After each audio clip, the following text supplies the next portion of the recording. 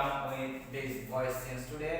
As I taught you from the previous classes about assertive tense in voice tense, and I am told you that I will be taking next class about interrogative sentence.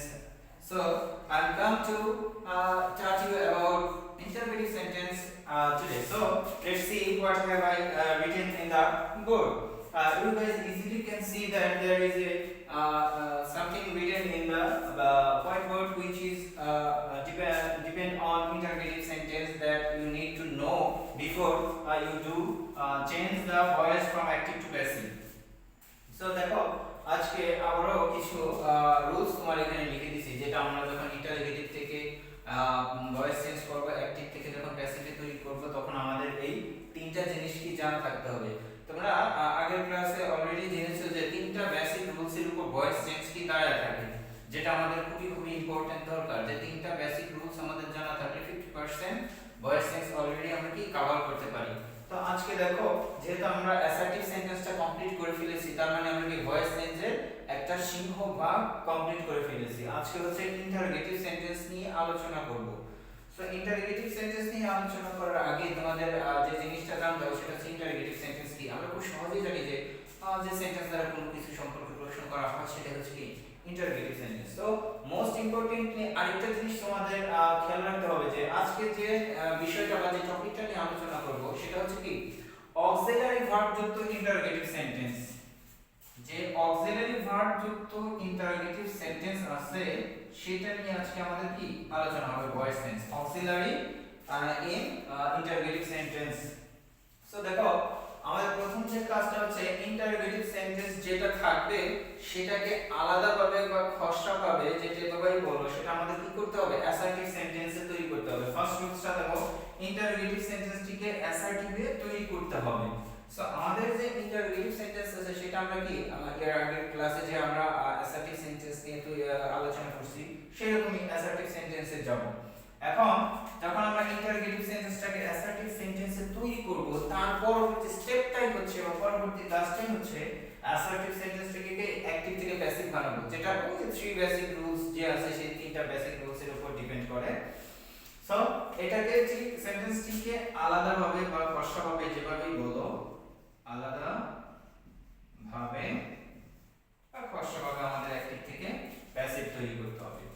So যখন আমরা active থেকে passive তৈরি করে ফেলবো that means কি আমাদের voice tense complete হয়ে গেল, কিন্তু কথা থেকে যাচ্ছে আমাদের ছিল ইন্টারোগেটিভ সেন্টেন্স কিন্তু আমরা অ্যাসার্টিভ থেকে প্যাসিভ ভয়েস করলাম। হ্যাঁ, তার পরবর্তী স্টেপটা যদি খেয়াল করে তাহলে ক্লিয়ার হবে। দেখো আমরা যখন প্যাসিভ ভয়েসটিকে অ্যাক্টিভ থেকে প্যাসিভ বানাবো সেই আলাদাভাবে যে প্যাসিভ ভয়েস তৈরি করলাম সেই প্যাসিভ ভয়েসটাকে আবার কি ইন্টারোগেটিভ সেন্টেন্সে তৈরি করতে হবে।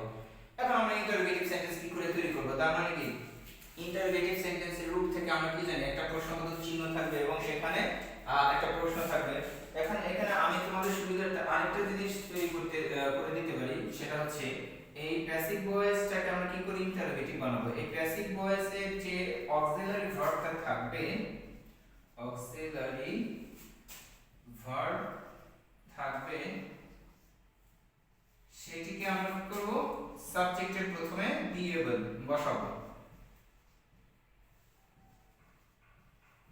সাবজেক্ট এর প্রথমে অথবা শুরুতে বসাবো।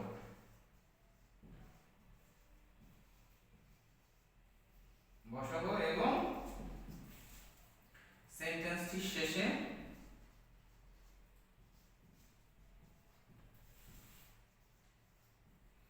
একটা কোশ্চেন মার্ক মানে আমরা যে প্রশ্নবোধক চিহ্নটা দেই সেটা ব্যবহার করে দেব, তাহলে কি সেটা ইন্টারোগেটিভ সেন্টেন্সে কি কনভার্ট হয়ে যাবে বা তৈরি হয়ে যাবে। সো তিনটা জিনিস আরেকবার খেয়াল করো, ইন্টারোগেটিভ যে সেন্টেন্সটা রয়েছে সেটাকে আমরা অ্যাসার্টিভে তৈরি করলাম সেটা সুবিধার জন্য আমাদের সুবিধার জন্য, বা ইন্টারোগেটিভ সেন্টেন্সটাকে ভয়েস চেঞ্জ করতে বলে আমাদের সুবিধার ক্ষেত্রে আমরা কি অ্যাসার্টিভ বানিয়ে নিলাম। সেই অ্যাসার্টিভ সেন্টেন্সটিকে আবার আলাদাভাবে অ্যাক্টিভ থেকে প্যাসিভে তৈরি করলাম, সেই প্যাসিভ ভয়েসটিকে আবার ইন্টারোগেটিভ তৈরি করতে হবে। সো এই যে কথাটা এইটাই হচ্ছে তোমার মেইন অ্যানসার, এই কোশ্চেনটা মেইন অ্যানসার হবে এই অংশটা। এখন ইন্টারোগেটিভ আমরা প্যাসিভ ভয়েস আবার ইন্টারোগেটিভ কি করে বানাবো, তাই না, সেই প্রশ্নটা থেকেই যায়। তখন আমরা প্যাসিভ ভয়েসে যে অক্সিলারি ভার্বটা থাকবে সেটিকে আমরা কি সাবজেক্টের শুরুতে বসায় দেব এবং সেন্টেন্সটার শেষে যে একটা প্রশ্নবোধক বা জিজ্ঞাসা চিহ্ন দিলে সেটা কি হয়ে যাচ্ছে আমাদের ইন্টারোগেটিভ সেন্টেন্স তৈরি হয়ে সো দেখো একটা एग्जांपल দেই তোমাদের, एग्जांपलটার দিকে একটু খেয়াল করো। এখানে কি আছে, আর ইউ প্লেইং হকি। আমি আমার এক ফ্রেন্ডকে বা তোমরাই তোমাদের এক ফ্রেন্ডকে প্রশ্ন করলা, আর ইউ প্লেইং হকি, তুমি কি হকি খেলতেছো? তাহলে এইটাকে আমরা যখন অ্যাসার্টিভ তৈরি করব, এটা তো আছে ইন্টারোগেটিভে, প্রথমে কি অক্সিলারি ভার্বটা দেওয়া আছে এবং শেষে প্রশ্নবোধক চিহ্ন দেওয়া আছে, তার মানে কি ইন্টারোগেটিভ সেন্টেন্স আছে। তো আমাদের প্রথম যে কাজটা ছিল ফার্স্ট স্টেপটাকে, এটাকে ইন্টারোগেটিভ সেন্টেন্সটাকে কি অ্যাসার্টিভ তৈরি করি। তাহলে সাবজেক্ট ইউ, এটাকে প্রথমে দেই you are playing hockey, you are playing hockey, এটা হয়ে গেল আমাদের কি অ্যাসার্টিভ সেন্টেন্সে। যেহেতু তোমরা যদি প্রিভিয়াস ক্লাসগুলো ফলো করে ফেলো বা প্রিভিয়াস ক্লাসগুলো দেখে থাকো, তাহলে এই অ্যাসার্টিভ সেন্টেন্সটাকে খুব ইজিলি তোমরা কি প্যাসিভ ভয়েসে তৈরি করতে পারবে। দেখি আমরা এই অ্যাসার্টিভ সেন্টেন্সটা প্যাসিভ ভয়েসে কি করতে পারি। এখন আমাদের প্যাসিভ ভয়েস করার যে তিনটা বেসিক রুলস আছে, সেটা কি, যে সাবজেক্ট থাকে সেটা অবজেক্ট হয়ে যাবে, যে অবজেক্ট থাকে সেটা সাবজেক্ট হয়ে যাবে, এবং টেন্স ও পারসন অনুযায়ী একটা অক্সিলারি ভার্ব আসবে, এবং প্যাসিভ ভয়েসে সবসময় ভার্বের পাস্ট পার্টিসিপল ফর্ম হবে। এটা হচ্ছে তিনটা বেসিক রুলস। সেই রুলসগুলো কাজে লাগে, এটাকে আমরা কি এখন প্যাসিভ বানাবো। তাহলে এই হকি হচ্ছে অবজেক্ট, ইউ হচ্ছে সাবজেক্ট, আর হচ্ছে অক্সিলারি ভার্ব, আর প্লেইং হচ্ছে মূল ভার্ব। এখন এই জিনিসটা, একটা জিনিস খেয়াল করো, এটা কোন সেন্টেন্সে আছে বা কোন টেন্সে আছে। ইউ আর প্লেইং আইএনজি আছে, তার মানে কি কন্টিনিউয়াস টেন্সে আছে। এখন কন্টিনিউয়াসটা কোনটা, আর আছে, আর হচ্ছে কি প্রেজেন্ট কন্টিনিউয়াস, অক্সিলারি ভার্ব আমাদের প্রেজেন্ট কন্টিনিউয়াস আছে, subject plus am is plus মূল ভার্বের সাথে এনজি প্লাস অবজেক্ট। তো সেম জিনিস এটা আইডেন্টিফাই করলাম আমরা, হচ্ছে কি তোমার প্রেজেন্ট কন্টিনিউয়াস আছে। এখন প্রেজেন্ট কন্টিনিউয়াস টেন্সটাকে আমরা প্যাসিভ ভয়েসে বানাবো। তো সেম জিনিস, হকি অবজেক্টটাকে আমরা সাবজেক্ট বানিয়ে দেই, বানালাম হকি। এখন হকিটা হচ্ছে কি বস্তুবাচক, হকির সাথে কখনো আর হয় না, হকির সাথে কি আছে ইজ, হকি ইজ। আর যেহেতু প্লেইং কন্টিনিউয়াস টেন্স আছে, কন্টিনিউয়াস টেন্স হলে প্যাসিভ ভয়েসের ক্ষেত্রে কি চলে আসবে, বিং। হকি ইজ বিং, আর ভার্বের অলওয়েজ কি ফর্ম হয়, PP form, played. Hockey is being played, আর যে সাবজেক্ট আছে সেটা অবজেক্ট হয়ে যাবে ইউ, এর অবজেক্টিভ ফর্ম ইউ, এবং তারপর একটা বাই। এই যে প্যাসিভ ভয়েস তৈরি হয়ে গেল, hockey is being played by you, hockey তোমার দ্বারা খেলা হয়েছিল। এখন এই যে চতুর্থ নম্বরে একটা ছোট করে লিখে দিলাম যে প্যাসিভ ভয়েসের যে অক্সিলারি ভার্বটা থাকবে সেটাকে সাবজেক্টের শুরুতে বসাবো এবং শেষে একটা কি এই কোশ্চেন চিহ্ন দিয়ে দিব। তাহলে কি হয়ে যাবে আমাদের, সেটা আবার ইন্টারোগেটিভ সেন্টেন্সে তৈরি হয়ে যাবে। সো এখানে ইজটা ছিল অক্সিলারি ভার্ব, সেটা আমরা ইজটা প্রথমে বসাইলাম, ইজ হকি being played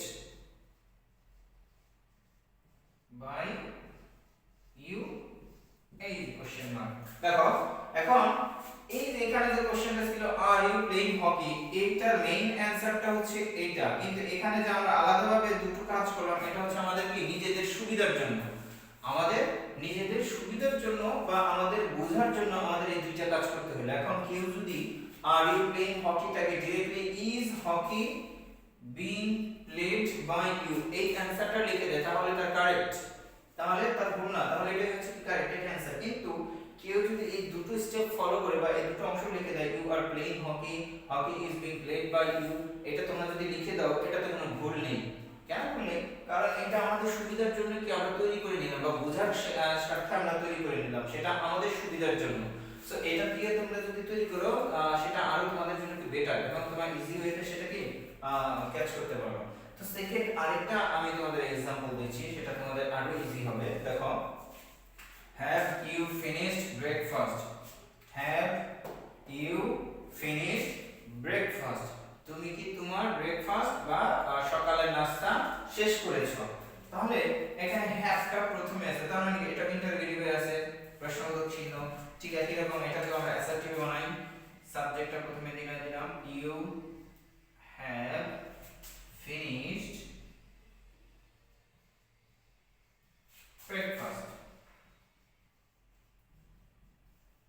হয়ে গেল আমাদের অ্যাসার্টিভ সেন্টেন্স। এখন একটা উপরে যে রুলসগুলো লিখে দিয়েছি সেটা যদি একটু ফলো করো, যে ইন্টারোগেটিভ সেন্টেন্সটাকে আমরা অ্যাসার্টিভ বানাইলাম, তখন অ্যাসার্টিভ সেন্টেন্সটাকে কি আমাদের কি করতে হবে, অ্যাক্টিভ থেকে প্যাসিভ বানাইতে হবে।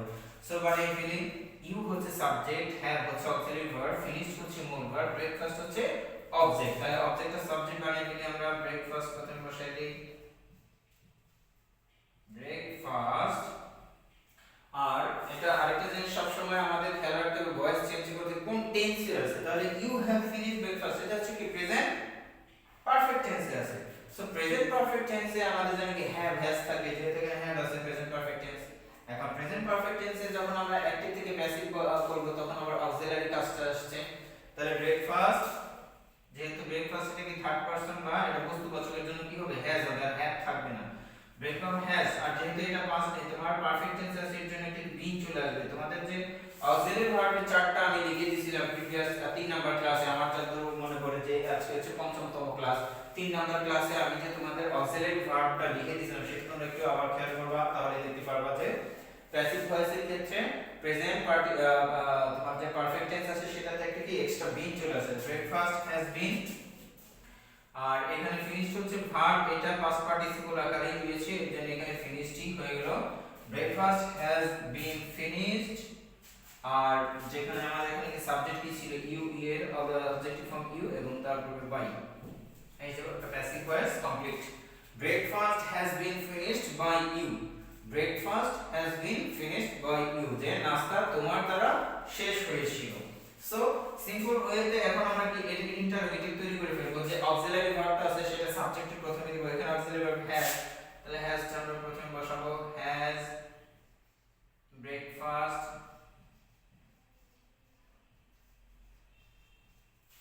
been finished by you, and হচ্ছে কোশ্চেন মার্ক। এই যে আমাদের ইন্টারোগেটিভ সেন্টেন্স তৈরি হলো। এখন ঠিক একই রকম এইটার হচ্ছে কোশ্চেনের মেইন অ্যানসার হচ্ছে এটা, এই দুটো আমরা একই রকম কি আলাদাভাবে আমাদের সুবিধার জন্য করে নিলাম, এটা করাটাই হচ্ছে সবথেকে উত্তম, তোমাদের বুঝতে সুবিধা হবে। সো তোমাদের এখানে যে দুটো एग्जांपल তৈরি করা হলো এবং আলাদাভাবে দেখো তোমাদের দেখিয়েও দিলাম। সো এটা তোমরা যদি বাসায় এই রুলস তিনটা বা যে চারটা রুলস এখানে লেখা হলো এটা যদি বাসায় আবার তোমরা খেয়াল করো এবং এই রুলসটাকে কাজে লাগিয়ে তোমাদের যে এক্সারসাইজ গুলো আছে বইয়ে, তোমার মেইন যে টেক্সট বুক আছে অ্যাডভান্স টেক্সট বুক, সেখানে দেখো অনেকগুলো এক্সারসাইজ দেওয়া আছে ইন্টারোগেটিভ। জাস্ট কি বলছি আজকে, অক্সিলারি ভার্ব যুক্ত যে আমাদের ইন্টারোগেটিভ সেন্টেন্স আছে সেটা নিয়ে আমরা আলোচনা করব। এর বাইরেও আরো রয়েছে ডব্লিউএস কোশ্চেন যুক্ত ইন্টারোগেটিভ সেন্টেন্স। এখন ডব্লিউএস কোশ্চেন যুক্ত ইন্টারোগেটিভ সেন্টেন্স নিয়ে আমি আবার নেক্সট ক্লাসে আলোচনা করব। আজকের আলোচনার বিষয়টাই ছিল as auxiliary verb in interrogative sentence. So এখানে যে কাজগুলো হলো এটাই মূলত তোমার অক্সিলারি ভার্ব যুক্ত ইন্টারোগেটিভ সেন্টেন্সকে অ্যাক্টিভ থেকে প্যাসিভে যাওয়ার নিয়ম।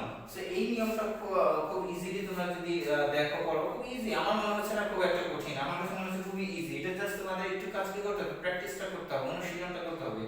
সো আশা করি এই যে চারটা রুলস লিখে দিলাম, এই চারটা রুলস তোমরা যদি ফলো করো এবং বাসাতে এক্সারসাইজ গুলো আছে সেগুলো ফলো করো, ইনশাআল্লাহ তোমাদের কোনো প্রবলেম হবে না। এরপরও যদি এনি প্রবলেম তোমরা ফেস করো, যে কোনো ধরনের প্রবলেম, অবশ্যই আমাদের সাথে কি কন্টাক্ট করবা, আমাদের যে কমেন্ট সেকশন আছে সেখানে জানাবা এবং আমাদের সাথে ডিরেক্টলি ফোনেও যোগাযোগ করতে পারো। সো আজকে ইন্টারোগেটিভ সেন্টেন্সের যে ভয়েস সেন্স ছিল প্রথম পার্ট সেটা এখানেই শেষ করছি। সবাই ভালো থাকো, সুস্থ থাকো, আল্লাহ হাফেজ।